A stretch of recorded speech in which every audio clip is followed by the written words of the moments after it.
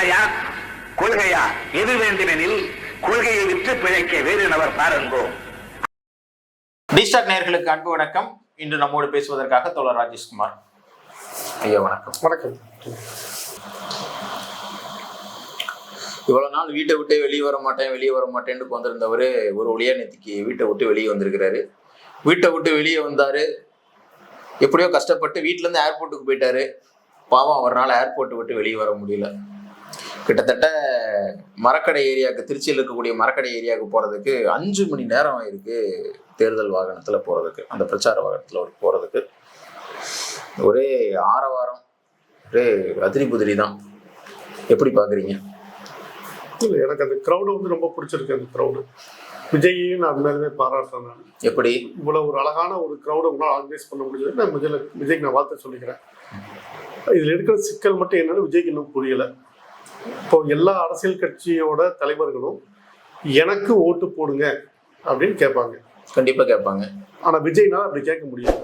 ஏன்? விஜய் வந்து என்ன ஓட்டு போட விடுங்கன்னு கேட்கிற இடத்துக்கு வந்து உட்காந்துக்குவாங்க. என்னங்க அப்படி சொல்றீங்க? போன வருஷம் அவரு போய் சைக்கிள் எல்லாம் போய் ஓட்டு போட்டு வந்தாருலங்க. போன வருஷம் போக முடியும், இந்த வருஷம் போக முடியாது. போன வருஷம் அவர் ஒரு நடிகர் ஓட்டு போட போனாரு, என்னுடைய கடமையாற்ற விடுங்கன்னு சொல்லி கேட்டுருவாரு. இந்த டைம் எனக்கு ஓட்டு போடுங்கன்னு கேட்க வந்த இடத்துலயே இன்னொரு இடத்துக்கு அவரால் போக முடியல. இந்த வருஷம் எலெக்ஷன் அன்னைக்கு அவர் வீட்டுல இருந்து வெளியே வருவாரு. ஆரத்தி எடுக்கிறதுக்கு ஒரு 5000 பேர் நிப்பானுங்க, பொட்டு வைக்கிறதுக்கு ஒரு 10,000 பேர் நிப்பானுங்க, மாலை வரக்கு 30,000 பேர் நிப்பானுங்க. அவரு இந்த கிரௌடுங்க, அது வந்து ஒரு தன்னோட பலத்தை காட்டுறாருங்க. அவர் இனிமே அடுத்து எலெக்ஷன் அப்ப கெஞ்சனா என்ன ஓட்டு போட விடுங்கடா, என் ஓட்டை நான் எனக்கு வேண்டி போட கொடுங்கனாலும் கெஞ்சணும் விஜய். அப்படி கெஞ்சினா தான் அவர் ஓட்டே எலெக்ஷன்லயே போட முடியும். அதுதாங்க ஒரு தலைவனுக்கு இருக்கிற வெற்றி. என்னங்க நீங்க இப்படி சொல்றீங்க? அந்த 30,000 பேரும் அவன் தொகுதியில போய் ஓட்டு போட மாட்டானுங்க. அப்ப அந்த 30,000 பேரும் ஓட்டு போடாம விஜய் ஓட்டு போட விடாம என்ன பண்ண போறேன்னு சொல்லுங்க. எலெக்ஷனுங்கிறது ஓட்டு போடுறது. நான் விஜய் கிட்ட வந்து பர்சனலா சொல்ல வேண்டிய ஒரு விஷயம், நீங்க அரசியல் கட்சி ஆரம்பிச்சது எனக்கு மகிழ்ச்சி. கிட்டத்தட்ட இவ்வளவு இளைஞர்கள் உங்க மேல வந்து ஒரு பெரிய ஒரு அபிமானம் வச்சுட்டு ரசிகர்களா வந்துட்டு இருக்கிறாங்க. இந்த ரசிகர்கள்ட்ட சொல்லுங்க, பேரிகேட் என்பது ஒரு பாதுகாப்பு, ஒரு தடுப்புன்னு வச்சுக்கலாம். அதை உடைச்சிட்டு ஒருத்த போறான்ல, அவனுக்கு என்ன பாதுகாப்பு? பேரிகேட்டுங்கிறது உங்களுக்கு பாதுகாப்பு இல்லை, அந்த ரசிகர்களுக்கு கொடுக்கக்கூடிய ஒரு பாதுகாப்பு. அந்த பாதுகாப்பு எல்லை மீறி ஒருத்தன் உடைச்சிட்டு போறான். ஒருத்தன் மரத்து மேல இருந்து உங்க வண்டியில குதிக்கிறான். இப்போ உங்க வண்டி மேல யாருமே ஏற முடியாது. இப்போ நீங்க தமிழ்நாட்டை காப்பாத்துறதுக்கு எலெக்ஷனுக்கு வந்திருக்கிறீங்க. வந்த நீங்க உங்களை காப்பாத்திக்கிறதுக்கு அவ்வளவு ஏற்பாடுகளை பண்றீங்க. இல்ல, அதுல இம்ப்ரூவைஸ் பண்ணிட்டே போறாரு. ஒவ்வொரு இடத்துலயும் இதுக்கு முன்னாடி என்ன நடந்துச்சு, அதுல இருந்து எப்படி இந்த அணில் குஞ்சு கிட்ட இருந்து தப்பிக்கிறது அப்படிங்கறத ஒரு இம்ப்ரூவைஸ் பண்ணிட்டு இன்னைக்கு அடுத்த இடத்துல வந்திருக்கிறாரு. எனக்கு தமிழ்நாட்டின் வளர்ச்சிக்கு நான் போடும் திட்டங்கள் அப்படின்னு சொன்னீங்கன்னா பரவாயில்ல. தம்பிகிட்ட இருந்து தற்கூறிய அணில்கிட்ட இருந்து தப்பிக்கிறதுக்கு போடுற திட்டங்கள் தான் அதிகமா இருக்கு. இந்த கம்பியில கிரீஸ் போடுறது, வண்டி பாடி ஹைட்டா கட்டி எங்கேயுமே ஒருத்தர் தொங்க முடியாத அளவுக்கு ஒன்று வைக்கிறது, அதுலயும் ஒருத்தர் தொத்தி மேல வந்துட்டான், வந்து மாலையை போட்டு கொடுத்துட்டு போயிட்டாங்க அவனுக்கு. ஸோ நீ அடுத்து என்ன பண்ணுவீங்க? இனிமேல் பஸ்ல வந்து ஆகாது, ட்ரெயின்ல வந்து வைப்பாரு, அதுவும் செட் ஆகாது, அடுத்து ஹெலிகாப்டர்ல தான் வரணும். நீ விஜய் ஹெலிகாப்டர்ல வந்து மேலேயே நின்று பார்த்துட்டு போனா இந்த ரசிகர்கள் அப்போ உட்கார்ந்துட்டு இருப்பாங்க. நீங்கள் குறைந்தபட்சம், மிக குறைந்தபட்சம் உங்க ரசிகர்களுக்கு இல்லன்னு ஒண்ணு பண்ணலாங்க. எல்ஐசி பில்டிங் மாதிரி ஏதோ ஒரு பெரிய உயரமான பில்டிங் மேல ஏறிடுவாங்க. நம்மளுக்கு அங்கேயே ஏறிடுவானுங்க. இருக்கவங்க எல்லாம் ஸ்பைடர்மேன் தான், எல்லாம் ஏறிடுவானுங்க மேல. ரசிகர்கள் என்ன சொல்றேன்னு கேட்டா, உங்க தொண்டர்கள் கிட்ட முதல்ல குறைந்தபட்சம் உங்களை பாதுகாக்கிறது எப்படின்னே நீங்க ஒரு வருஷம் நீங்க வந்து ட்ரைனிங், அதுல எலெக்ஷன் முடிஞ்சிடும். அப்புறம் அதுக்கப்புறம் உங்க தொண்டர்கள் கிட்ட நீங்க பாதுகாப்பா இருங்க. நீங்க அரசியல் படுத்துறதெல்லாம் அப்புறம் நீங்க பாதுகாப்பா இருங்க, நீங்க தண்ணி குடிங்க. அதாவது கிட்டத்தட்ட நீங்க ஒரு சித்த வைத்திய டாக்டர் மாதிரி ஆயிடும். தம்பிகளா கண்ணுகளா டெய்லி 2 லிட்டர் தண்ணி குடிங்க. அது ஏன் மீட்டிங் வரதுக்கு முன்னாடி தண்ணியை குடிச்சிட்டே வந்துருங்க, ஏன்னா டீஹைட்ரேட் மயக்கம் போட்டு விழுந்துருவீங்க. எனக்கு அதுல வர்ற அந்த பெண்கள், அந்த தொண்டர்கள், அந்த கூட்டத்தை எல்லாம் பாக்குறப்ப உள்ளபடியே எனக்கு ஒரு பெரிய மகிழ்ச்சி என்னன்னா, இவ்வளவு பெரிய கூட்டத்தை ஆர்கனைஸ் பண்ண முடிஞ்ச விஜய், இவ்வளவு பெரிய கூட்டத்தின் அபிமானத்தை பெற்ற விஜயால நீங்க நினைச்சது செய்யவே முடியாது. என்னங்க இப்படி சொல்றீங்க? பெரம்பலூர் போக முடியல.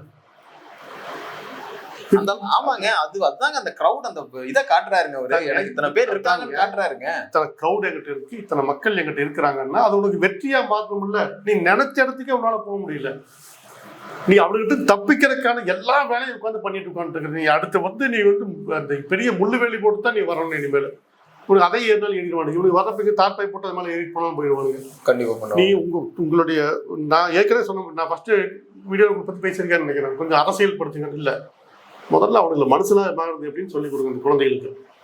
ஏன்னா நிச்சயமா, ஏன்னா அந்த குறிப்பிட்ட அந்த பகுதியில் இருக்கக்கூடிய நிறைய வியாபாரிகள், நிறைய பொதுமக்கள் வந்து அதனால பாதிக்கப்பட்டிருக்காங்க. நீங்க வந்து உங்களுடைய ரசிகர் மனப்பான்மையில பொதுமக்களை எல்லாம் விட்டுருங்க சார். எனக்கு அவங்க எல்லாம் அவங்க வந்து ஏதாவது ஒரு பந்து நடந்தா பொதுமக்கள் பாதிக்கப்படுவாங்க, வரட்டும். ஆனா விஜய பார்க்க வர ரசிகர்கள், அந்த ஆர்வத்துல வர ரசிகர்கள், அவனை பாதுகாத்துக்கு பயம்தான் எனக்கு இருக்கு. எனக்கு பேரிகேட்டை உடைச்சிட்டு இங்கிருந்து போடுறானுங்க. ஒருத்த முன்னாடி கீழே விழுந்துட்டானா ஏற்கனவே அந்த மாதிரி உயிரிழப்புகள் ஏற்பட்டிருக்கு. மதுரை மாநாட்டுல மூச்சு திணறி இறந்த உயிரிழப்பு வந்து ஏற்பட்டிருக்கு. நேத்திக்கு அவனுக்கு பாட்டுக்கும் அவசர அவசரமா கரண்ட் கம்பத்து மேல ஏறுறானுங்க. கரண்ட் அடிச்சிரும்டா, தூக்கி எரிஞ்சிரும்டா அப்படிங்கிற அந்த ஒரு குறைந்தபட்ச புரிதல் கூட இல்லாம இருக்காங்க. இப்ப இதையெல்லாம் வந்து பாக்குற போது திரு விஜய் அவர்களுக்கு இதெல்லாம் வந்து அவருக்கு தெரியுதா, தெரிய மாட்டேங்குதா, இல்ல யாராச்சும் இல்ல போன தடவையாவது புஷி ஆனந்த் வந்து மேலே ஏறி நின்றுட்டு தம்பிகளா இறங்குங்கடா இறங்குங்கடான்னு கத்திக்கிட்டு இருந்தாரு. இந்த வாட்டி பாவம் புஷி ஆனந்தும் இல்ல, என்ன பண்ணுவாங்க அப்படிங்கறத இங்க ஒரு பெரிய விஷயமா இருக்கு. சொன்ன போனா அந்த இடத்துல கரண்டையே கட் பண்ணிட்டாங்க இவனுக்கு மேல இருக்கிற பயத்தினால. 2 விஷயம் நடக்குங்க. விஜய்க்கு இப்படி ஒரு கூட்டத்தை பார்த்தீங்கன்னா விஜய்க்கு வியாதி வந்துடும். கூட்டம் விஜய் எப்படி பார்க்கலாம், இந்த கூட்டத்துக்கு வியாதி வந்துடும். இது வந்து ஒரு ஒரு மனவியாதி மாதிரி தான் நான் அவங்களை பார்க்குறேன். வேற எதுவும் கிடையாது அவங்களுக்கு. நீங்க சூர்யான்னு ஒரு நடிகர், அவர் என்ன சொல்றாரு, ஒரு ஒரு பகரம்னு ஒரு ஃபவுண்டேஷன் வச்சு நடத்திட்டு இருக்காரு. அதுல இருக்கிற ஒரு குழந்தை, அதுல இருக்கிற ஒரு பெண் வந்து அழுகுது, அண்ணா நான் படிச்சதுக்கு காரணம் நீங்க, இப்ப என்னோட 3 வயசு குழந்தைக்கு நீங்க தானே போட்டு தொடங்கி வைக்கணும்னு ஒரு பொண்ணு சொல்லுது. அது வெற்றி, அது வந்து மிகப்பெரிய வெற்றி. அப்படி ஒரு வெற்றியை தான் இந்த தமிழ்நாடு எல்லாம் இத்தனை நாள் எதிர்பார்த்துட்டு இருக்குது. நீ மிக குறைந்தபட்சம் உன்னை பார்க்க வர்ற தொண்டன் அவனை தற்காத்துக்கிறது எப்படின்னு கூட சொல்லிக் கொடுக்கலையே நீங்க. அப்புறம் எங்க போய் அவன் குழந்தைக்கு நீ ஆப்போட பத்தி பேசுறதெல்லாம், அவனை தற்காத்துக்கணும். நீ என்னடா பண்ணணும், உன்னுடைய உடல்நிலையை நீ எப்படி பாதுகாத்துக்கணும். உன் சக உன்னுடைய 2 பேர் விஜய் தான் பார்க்க போறாங்க. ஒருத்தன் அவன் மேல மிதிச்சுட்டு போறான், அது இவன் மிதிக்க கூடாது என்ன கூட வேணும்ல. விஜய்க்கு ஓட்டு தானே போகுது. இப்போ நம்ம விஜய் கிட்ட சொல்ற விஷயம், உங்களை காப்பாத்துறதுக்கு என்ன ஏற்பாடுகள் எல்லாம் பண்றீங்களோ அதே விஷயத்த உன்னுடைய ரசிகர்களையும் காப்பாத்துறதுக்கான வேலைகளை செய்யுங்க. ஏன்னா அவன் ஒவ்வொருத்தரும் ரசிகன் இல்லை, ஒவ்வொருத்தனோட ஓட்டு. நீங்க ஒரு தடவை ஓட்டு கேட்க வெளியே வந்தா 10 பேர் செத்து போறான்னா 10 ஓட்டு மைனஸ் ஆகுதுன்னு அர்த்தம். அந்த 10 பேர் குடும்பமும் உங்களுக்கு ஓட்டு போடாது.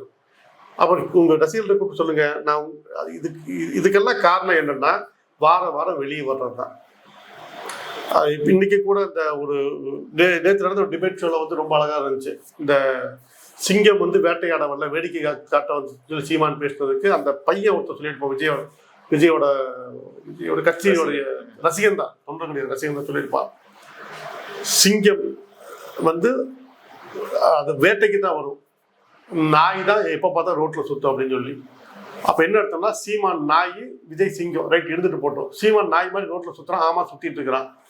அப்போ ஒரு கட்டத்துக்கு அப்புறம் அந்த சிங்கத்தை நாய் மாதிரி பார்க்க ஆரம்பிச்சிட்டாங்க. இனி விஜயும் வேற வழி இல்லாம சிங்கமா இருக்கிறத விட்டுட்டு நாய் மாதிரி வந்தா தான் குறைந்தபட்சம் உங்களால அடுத்தடுத்த இடத்துக்கு போக முடியும். இல்லை அப்படின்னா நான் கோயம்புத்தூர் வரேன்னு சொல்லி நீங்க கோயம்புத்தூர்ல இருந்து காந்தியில உட்கறதுக்கே போக முடியாது. இங்க இருக்க ஒட்டுமொத்த மக்களும் உங்களை திட்ட ஆரம்பிச்சிருவாங்க.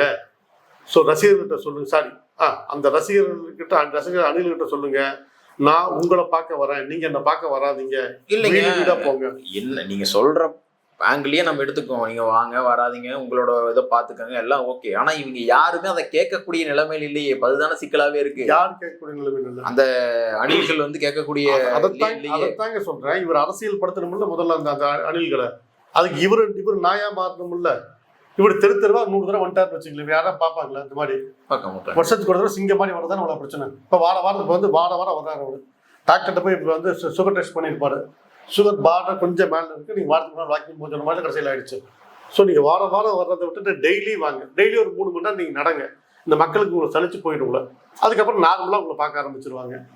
ஏன்னா தேட்டர்ல சினிமால பார்த்து அதே அந்த தேட்டர்ல பாக்குற மாதிரி படம் ரிலீஸ் ஆகுற மாதிரியே உங்களை வந்து நினைச்சுக்கிட்டு இருக்காங்க.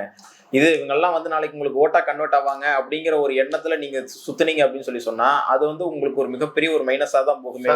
அவங்க உயிரோடு தான் சார் ஓட்டு போட முடியும். அதான் சொல்ல வரேன். முதல்ல அவங்க உயிரோட இருக்கணும். 2வது விஜய ஓட்டு போடுறதுக்கு விடணும். முதல்ல ஓட்டு இருக்கணும், அது வேற விஷயம். ஓட்டு இருக்கு, எல்லாத்துக்கும் ஓட்டு இருக்கு. அதனால அதெல்லாம் பிரச்சனை. வந்தவங்களுக்கு எல்லாம் ஓட்டு இருக்கு, ஓட்டு போடணும். இவங்க ஓட்டு போட போக மாட்டாங்கல்ல. உதாரணத்துக்கு நான் வந்து இப்போ மற்ற கட்சிகளை என்ன பண்ணுவேன்னு கேட்டீங்கன்னா, இந்த எலெக்ஷன் பூத்துக்கு முன்னாடி அவங்க சின்னத்தாங்க போட்டோ எல்லாம் வச்சிருப்பாங்க. உங்களுக்கு சின்ன வைக்க மாட்டேங்க, விஜய் போட்டோ தான் வச்சிருப்பீங்க. உங்களுக்கு ஓட்டு போட வரலாம் நேரம் என்னன்னு அந்த செல்ஃபி அந்த ஃபிளக்ஸ் கிட்ட நின்று செல்ஃபி எடுத்துட்டு வீட்டுக்கு போயிடுவான். எனக்கு ஓட்டை விட போட்டோ முக்கியம் சொல்லிட்டு வீட்டுக்கு போய் எல்லாத்தையும் போட்டோ காமிச்சிட்டு இருப்பானுங்க. ஸோ ஒரு ஓட்டுமே உங்களுக்கு விழுகாது. முதல்ல உங்க ஆளுகளை விஜய் அடுத்த 6 மாதம் செய்ய வேண்டிய அரசியல் என்பது முதல்ல என்ன ஓட்டு போட விடுங்க, அடுத்து நீங்களும் ஓட்டு போடுங்க, அதுக்கப்புறம் தான் ஓட்டு கேட்க வர்றதை பற்றி விஜய் நினைச்சே பார்க்கணுங்கிறதா நான் சொல்ல விரும்பக்கூடிய இல்லை, இதுதான் உண்மை. அதை புரிஞ்சுக்கிட்டாருன்னா திரு விஜய் அவர்கள் எப்படியாவது ஓட்டு அவ்வளவே ஓட்டு போட்டு வந்தார். ஆமா, ஓட்டு போட்டு வந்தார். அதுதான் குறைஞ்சபட்சம் நடக்க போகுது. அவரு இல்லை அப்படின்னா அது கூட சிரமம் தான். அப்புறம் விஜய் இனிமேல் ஓட்டு போட சிரமமான பிறகு ஓட்டு கேட்க வர்றது அது கரெக்டு தாங்க. அதனால அரசியல் படுத்திக்கிங்க, படுத்தறதுக்கு முயற்சி பண்ணுங்க உங்களுடைய அணில்களுக்கு. சரி, இப்போ இதெல்லாம் தாண்டிட்டாரு, ஓகே, அவர் அணில்கள்கிட்ட இருந்து தப்பிச்சு வர்றாரு, ஓட்டு கேட்கறாரு, எல்லாம் பண்றாருன்னு வச்சுக்கோமே. ஒரு அரசியல் களத்துக்குள்ள இப்போ விஜய் வந்தாச்சு. வந்ததற்கு பிறகு மக்கள்கிட்ட போய் நான் உங்களுக்கு இதை பண்ணுவேன் அதை பண்ணுவேன்னு அட்லீஸ்ட் ஏதாவது ஒரு குறைந்தபட்ச ஒரு செயல் திட்டத்தை கொடுக்கணும், ஒரு வாக்குறுதி கொடுக்கணும். ஆனா அந்த மாதிரியாக விஜய் பேசியதாக எதுவுமே தெரியலையே. ஏதோ ஒரு பொதுப்படியாக நான் வந்தால் பெண்களுக்கு பாதுகாப்பு தருவேன், நல்ல போக்குவரத்து வசதி தருவேன், குடிநீர் வசதி தருவேன், மின்சார வசதி தருவேன், சாலைகளை பராமரித்து தருவேன், இதெல்லாம் எல்லாரும் பேசுறது தானே. இதை தாண்டி புதுசா விஜய்னு ஒருத்தர் வந்து எனக்கு என்ன நல்லது பண்ணிடுவாருங்கிறக்கொசரம் நான் விஜய்க்கு ஓட்டு போடணும், அந்த புரிதல் நமக்கு வேணும்ல. இல்ல, விஜய் பண்றதுக்கு இங்க ஒண்ணுமே இல்லை. அவர் உத்தரப்பிரதேசத்துக்கு போய் இதெல்லாம் பேசினா இதை நடக்கும். ஆல்ரெடி அவருக்கு யாருன்னே தெரியாதுல்ல. ஆல்ரெடி என்ன எஸ்டாப்ளிஷ்மெண்ட் ஆகிருக்கோ அதை திருப்பி நான் பண்ணுவேன் அப்படிங்கிறாரு. அது அவர் பண்ணட்டும், ஒன்றும் தப்பு இல்லை. எனக்கு அதான் சொல்ல பார்த்தீங்களா, நீங்க இதெல்லாம் விஜய்கிட்ட எதிர்பார்க்கறதுங்கிறது அடுத்த 10 வருஷம் கழிச்சு.